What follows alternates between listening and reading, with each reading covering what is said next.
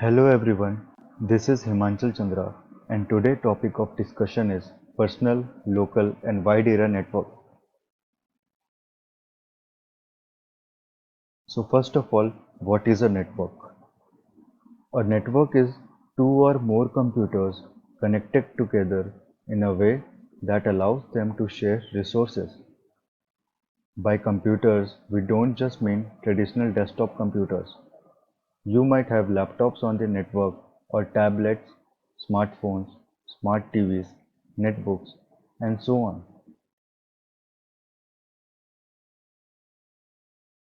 Classification of a network. There are three main types of classification of a network you should know about.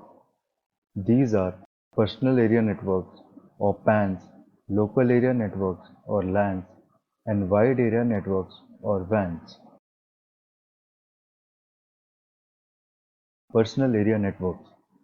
A PAN is a personal area network. This is a network that revolves around one person or a group of people.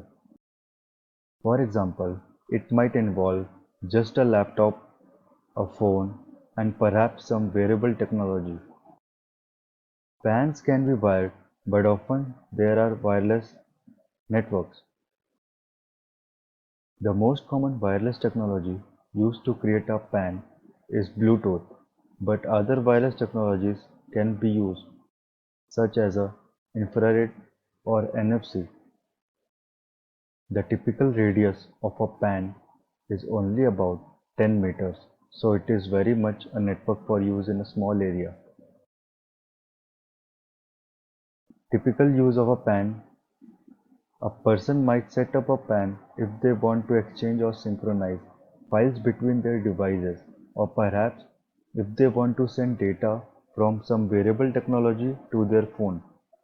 A small group of people might share a PAN if they want to exchange files or send communication to each other.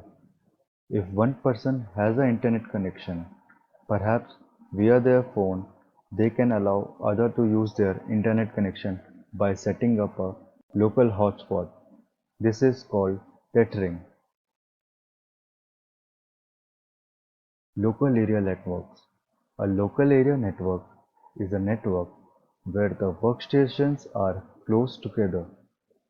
It isn't strictly defined in terms of an exact distance, but it is usually thought of as computers in the same room or building, or even in a number of buildings which are next to each other, such as school or hospital.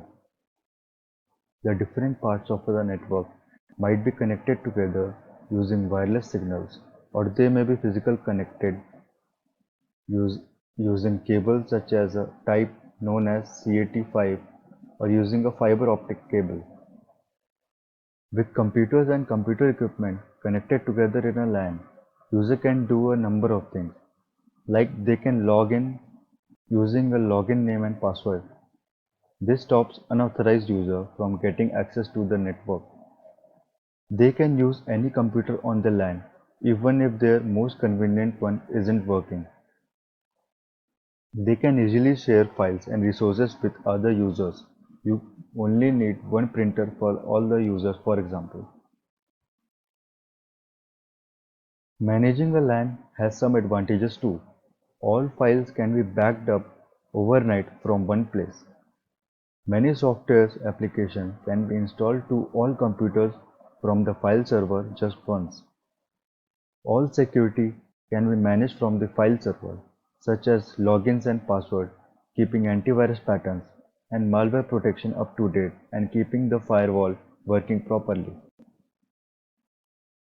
Of course, a LAN is a bit more expensive than standalone computers. For example, it is more complex as you usually need to employ a specialist to run it, called a network manager. Wide area networks. A wide area network is where the workstations are further apart from each other compared to a LAN. For example, the computers may be spread out over a town, a country, or the world, like the internet is. WANs are usually a number of LANs that are connected up over some distance.